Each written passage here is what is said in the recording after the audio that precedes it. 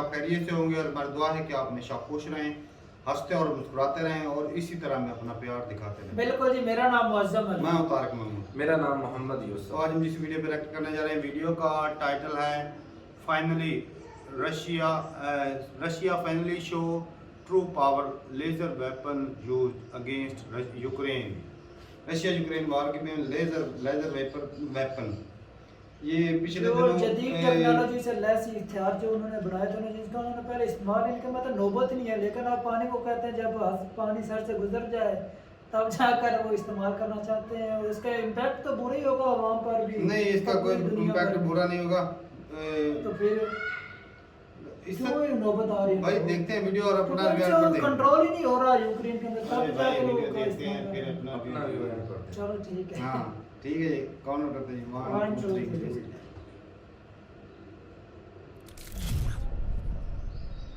नमस्कार नहीं welcome you world affairs. मैं Prashant Dhawan. Now Ukraine Russia war आप अगर देखो तो एक बहुत ही क्रिटिकल स्टेज पर आ चुकी है। अब रशिया को डेफिनेटली अपने एडवांस्ड वेपन्स यूज़ करने होंगे, वो वेपन्स जो इससे पहले रशिया ने एक बार को सोचा था कि शायद यूज़ ना करने पड़े। अब रिसेंटली आप अगर देखो तो न्यूज़ ये सामने आई है कि ओडेसा और ये वाला जो सारा एरिया है इसको कैप्चर करने के लिए रशिया ने डिसाइड किया है कि ये लोग लेज़र वेपन यूज़ करेंगे।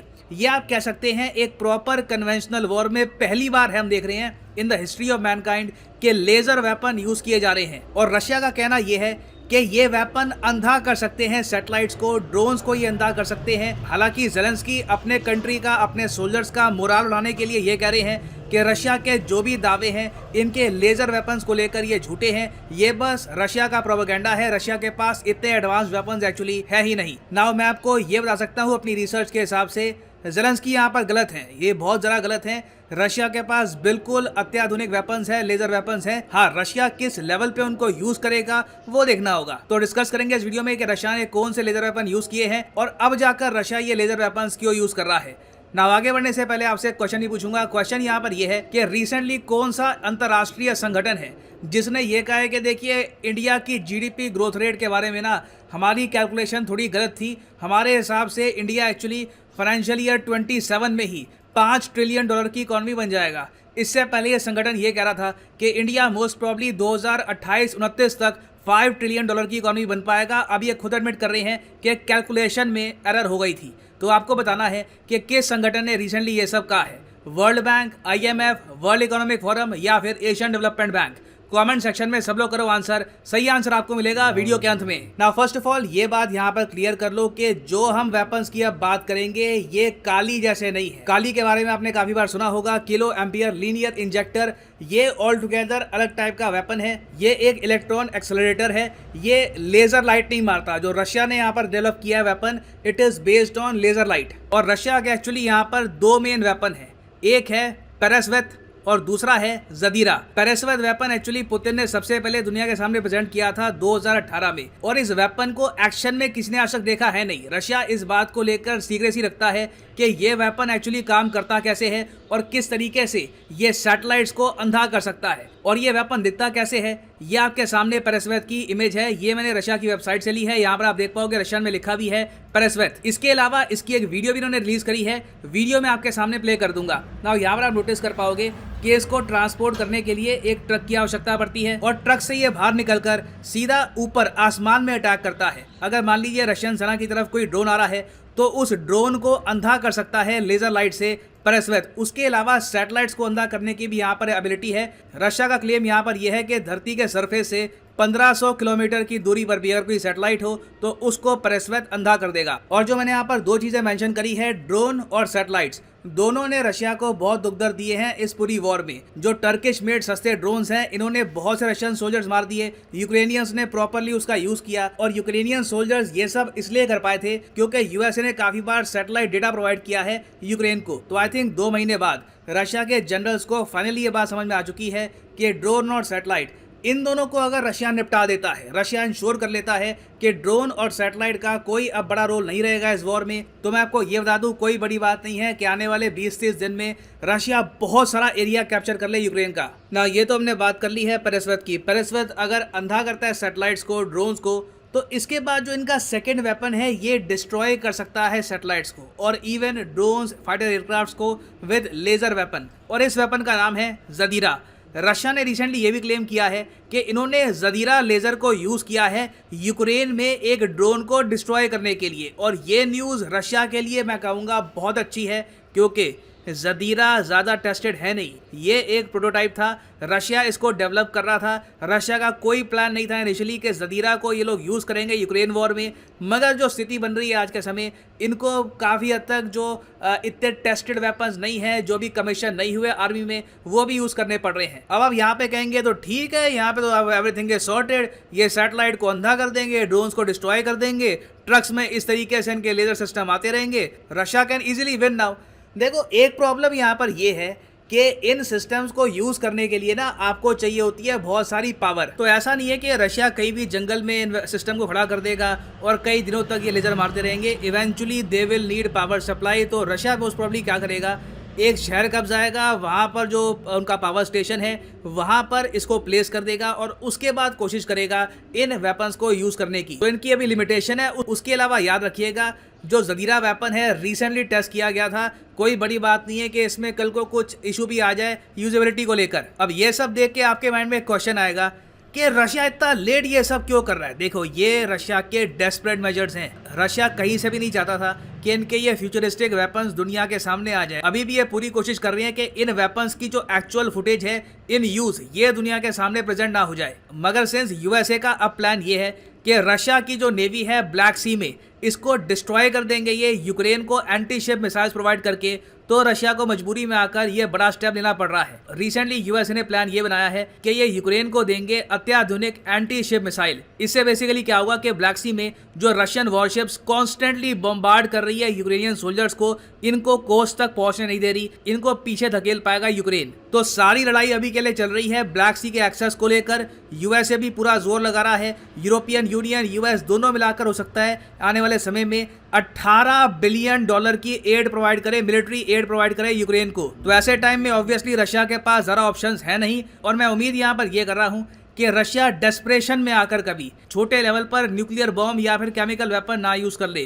That is the ultimate threat, क्योंकि जैसे ही रशिया कोई अगर मान लो छोटा न्यूक्लियर बॉम्ब भी यूज़ करता है, इमीडिएटली दुनिया भर में जो स्टॉक मार्केट्स है सब कुछ क्रैश कर जाएगा, इकोनॉमी बिल्कुल थम जाएगी। दुनिया में ही आप देखोगे सडनली एक पैनिक का माहौल शुरू हो जाएगा, क्योंकि अब न्यूक्लियर वेपन्स को यूज़ किया जा रहा है। तो उम्मीद मेरी यहाँ पर यही है कि इवेंचुअली कॉमन सेंस प्रिवेल्स, दोनों देश यहाँ पर एक शांति समझौता कर ले। नहीं तो एक बार ये वॉर अगर फैल गई, फिनलैंड के साथ भी ये वॉर स्टार्ट हो गई, weapons of mass destruction use में आ गए, then there will be no going back. Now वापस आते हैं अपने प्रश्न की तरफ कि रिसेंटली कौन सा वो अंतर्राष्ट्रीय संगठन है जिसने अपनी मिस्टेक करेक्ट करी है रिगार्डिंग द इंडियन इकोनॉमी। तो सही उत्तर इसका है ऑप्शन बी, आईएमएफ। आईएमएफ ने पहले ये कह दिया था कि इंडिया आराम से 2029 तक बनेगा 5 ट्रिलियन डॉलर की इकोनॉमी, और उसके बाद इन्होंने ये कह दिया है कि नहीं जी, पहले जो हम कह रहे थे उसमें मैथमेटिकल एरर था, उस कैलकुलेशन में मैथमेटिकल एरर था। हम मानते हैं कि आराम से 2027 तक ही इंडिया पहुंच जाएगा 5 ट्रिलियन डॉलर इकोनॉमी के मार्क पर। और फाइनली यहाँ पर मैं ये भी ऐड कर दूं कि लाइफ में अगर आप एक बार प्रॉपरली यूपीएससी एग्जाम के लिए प्रिपेयर करना चाहते हैं तो कमेंट सेक्शन में जाओ, यहाँ पे आपको मिलेगा लिंक, यूपीएससी के लिंक पे करो क्लिक, और यहाँ पे आप परचेज कर पाओगे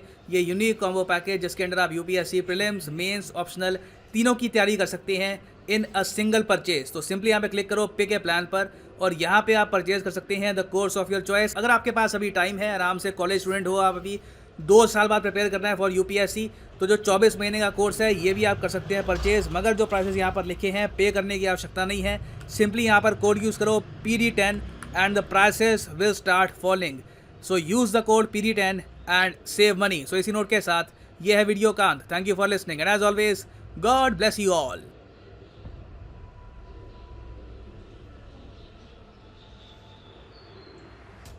चलो ये वीडियो ख़त्म हो गई और काफ़ी इंटरेस्टिंग वीडियो थी। वैसे कुछ अर्सा पहले एक न्यूज़ सुनी थी, दूसरी वीडियो देखी वर्ल्ड फेयर की, कि इसराइल ने एक ऐसा लेज़र बनाया है वेपन कि जो ड्रोन को और मिसाइल को रास्ते में उड़ा सकता है। तो लेकिन ये वो तो कुछ अर्सा पहले होता, और मैं तो हैरान इस चीज़ से हूँ कि ये रशिया के पास पहले से भी मौजूद 2018 है। हाँ, तो ये मतलब रशिया भी वेपन बनाने में इतना पीछे नहीं है, बहुत ज़्यादा एडवांस है रशिया भी।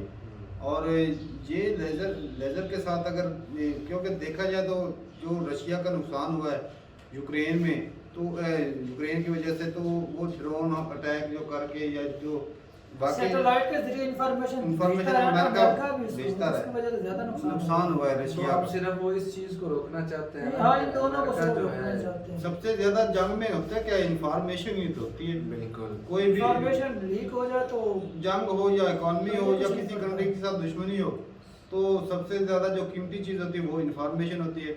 क्या कोई कर रहा है, प्लानिंग क्या है, सारा अगर पता चल जाए, कहाँ पे जो आर्मी बैठी है, कहाँ पे सारा कुछ पता चल जाए, तो वो भाई तैयार हो जाते, पहले से हमला किया जा सकता है। बिल्कुल इंफॉर्मेशन की वजह से ही होता है।